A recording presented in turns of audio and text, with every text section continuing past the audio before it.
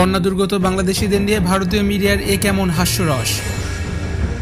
বাংলাদেশের বন্যা দুর্গত মানুষদেরকে নিয়ে ভারতে চলছে হাসাহাসি। টানা বৃষ্টি ও ভারত বাঁধ খুলে দেওয়ায় ফেনী, নোয়াখালী, কুমিল্লা ও মৌলভীবাজারে দেখা দিয়েছে স্মরণকালের সবচেয়ে ভয়াবহ বন্যা। বন্যার পানিতে লাখ লাখ মানুষের বাড়িঘর, ফসলি জমি তলিয়ে গেছে। সে সকল এলাকায় তৈরি হয়েছে মানবিক বিপর্যয়। ভয়াবহ এই বন্যায় বাংলাদেশের মানুষ ছাড়াও দুর্গতিতে পড়েছেন ভারতের ত্রিপুরা রাজ্যের সাধারণ মানুষ। কিন্তু এসবের মধ্যে বাংলাদেশি বন্যা দুর্গতদের নিয়ে নির্লজ্জ হাস্যরস করছে ভারতের সংবাদ মাধ্যম G24 ঘণ্টা। তারা বাংলাদেশিদের দুঃখ দুর্দশাকে প্রহসন করে সংবাদ প্রকাশ করেছে। সংবাদের শিরোনামে লেখা হয়েছে, ভারত ছাড়ল জল, হাবুডুবু খেতে খেতে বাংলাদেশের কাতর আর্জি।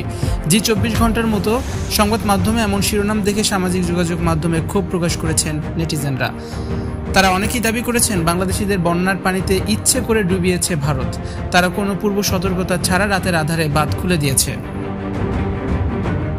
এটা পরিষ্কার পূর্ব পরিকল্পনা করেছে বাংলাদেশকে ডুবিয়ে দেওয়ার জন্য। গত 2 দিন ধরে ভারতের ত্রিপুরায় অস্বাভাবিক বৃষ্টি হচ্ছে।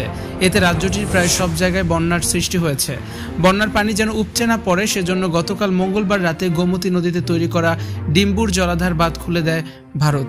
বাঁধ খোলার পর বাংলাদেশের কুমিল্লা দিয়ে পানি আসা শুরু করে। এছাড়া অল্প সময়ের মধ্যে বন্যার পানিতে তলিয়ে যায় পুরো ফেনী জেলা। যতদূর পর্যন্ত চোখ যায় শুধু পানি আর পানি। বন্যার বিপর্যস্ত এলাকা থেকে যোগাযোগ বিচ্ছিন্ন হয়ে পড়েছে।